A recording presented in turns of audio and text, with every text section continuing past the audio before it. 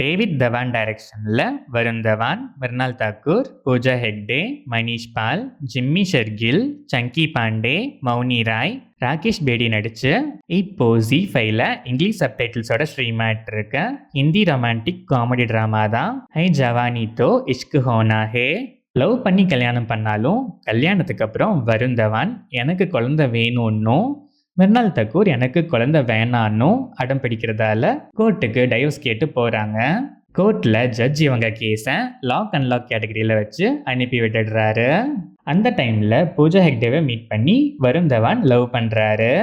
ஆனால் அதுக்கப்புறம் அவர் லைஃப்பில் மிர்னால் தாக்கூர் திரும்பி வர ஒரு ஷாக்கிங்கான ட்விஸ்ட்டும், அதுவும் ஒன்றா இல்லை டபுளாக திரும்பி வர அதுக்கப்புறம் நடக்கிற சம்பவங்கள் தான் ஹை ஜவானி தோ இஷ்க் ஹோனா ஹே. இந்த படத்தோட run time 2 hours and 16 minutes. படம் ஆரம்பிச்சது ஓகேஷா ஸ்டார்ட் ஆச்சு. போக போக படத்தில் வர காமெடிஸ்லாம் சில இடங்களில் டீசெண்டாக ஒர்க் ஆச்சு. ஆனால் மோஸ்ட்டாக ஒர்க் ஆகவே இல்லை. எமோஷன்ஸ்க்கு பெருசாக ஸ்க்ரீன் பிளேல வேல்யூ கொடுக்கவே இல்லை. ஸ்டார்ட் டு எண்ட் படம் ஃபுல்லாகவே பல கிரிஞ்ச் காமெடிஸ் நடுவில் கொஞ்சம் டீசெண்டான காமெடிஸோட தான் ட்ராவல் ஆகுது.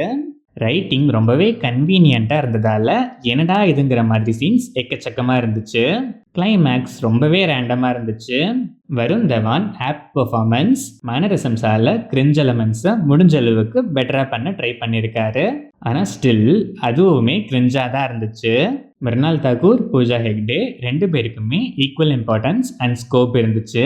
ஆனால் பெர்ஃபார்மன்ஸில் இல்லை, கிளாமர்லையும் ஐட்டம் சாங்ஸ்லையும் இருந்துச்சு. பெர்ஃபார்மன்ஸில் 2 பேருக்குமே ஸ்கோப் இல்லை. மனிஷ் பாலோட சீன்ஸ் அங்கங்கே நல்லாவே சிரிக்க வச்சுது. மௌனி ராய் கேரக்டரைசேஷன்லாம் கிரிஞ்ச் மேக்ஸிம் தான் சொல்லணும். Jimmy Shergill, Chunky Pandey, Rakesh Bedi and other artists எல்லாருமே பெர்ஃபார்மன்ஸ் வைஸ் அவங்கவங்க ரோலை ப்ராப்பராக ஜஸ்டிஃபை பண்ணியிருக்காங்க. டெக்னிக்கலாக பார்த்தா cinematography, quality wise rich visuals, songs and background score டீசெண்டாகவே இருந்துச்சு. கிரிஞ்ச் எலமெண்ட்ஸாக வச்சுருக்க சில ஓல்ட் சாங் பிளேஸ்மெண்ட்ஸை அட்லீஸ்ட் அதோட ரிப்பீட்டேஷன்ஸையாச்சு அவாய்ட் பண்ணியிருக்கலாம். எடிட்டிங் பேட்டர்ன் டீசெண்டாகவே இருந்துச்சு. ஓவராலாக பார்த்தா சீரியஸான சப்ஜெக்டை காமெடி ஆங்கிளில் கன்வே பண்ணுற ஒரு ஸ்டோரி லைன்.